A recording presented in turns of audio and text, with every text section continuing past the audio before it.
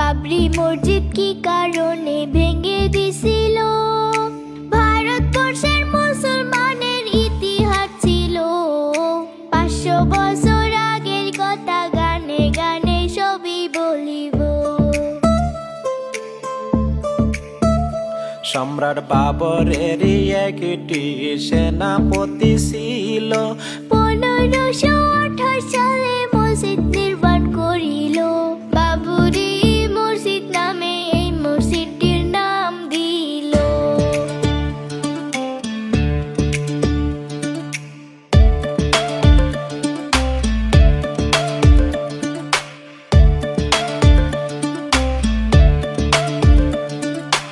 অনেক বছর ভালোই ভালোই কাটিয়া গেল, হঠাৎ করাইয়ে কি হইয়া গেল।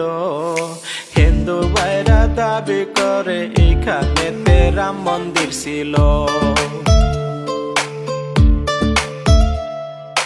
হিন্দু মুসলিমের মাঝে একটা বিভ্রান্ত সৃষ্টি হইল। 6 ডিসেম্বর 1992 সাল ছিল।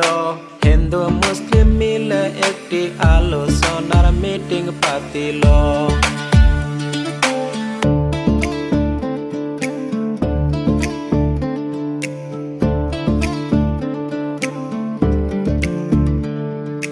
রাম মন্দির ভেঙে দিয়া মসজিদ বানাইছে, হে বলিয়া হিন্দু বাইরা দাবি করতাছি।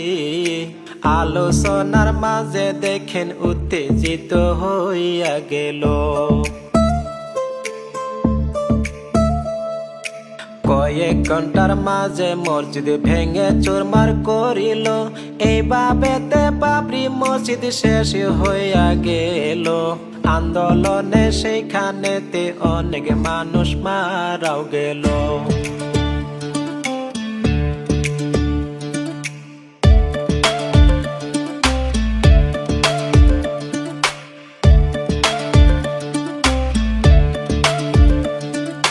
মসজিদের মাটি নিয়া কেস চলতেছিল।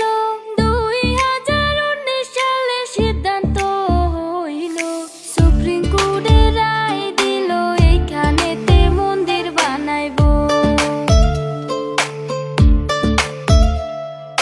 মুসলমানকে 5 একর মাটি দিবে, এইভাবেতে আদালতে রায় দিছে। তারপরেতে পরিস্থিতি অনেকটাই নিয়ন্ত্রণ হয়েছে।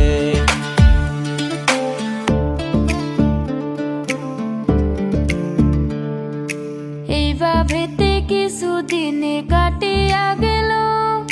বাবরি মসজিদ নির্মাণের কাম স্থগিত রইল। হুমায়ুন কবির স্যার দেখেন এতদিন পর চমক দেখাইল।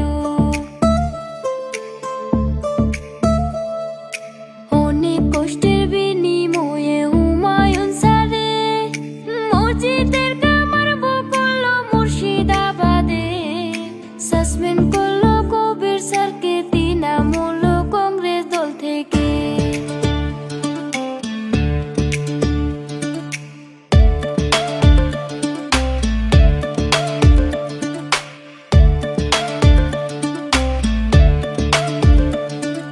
সেলুট জানাই হুমায়ুন স্যার আপনাকে, সারা দেশের মানুষের মন জয় গেছেন করে। মন থেকে দোয়া জানাই হুমায়ুন স্যার আপনাকে। এই পর্যন্ত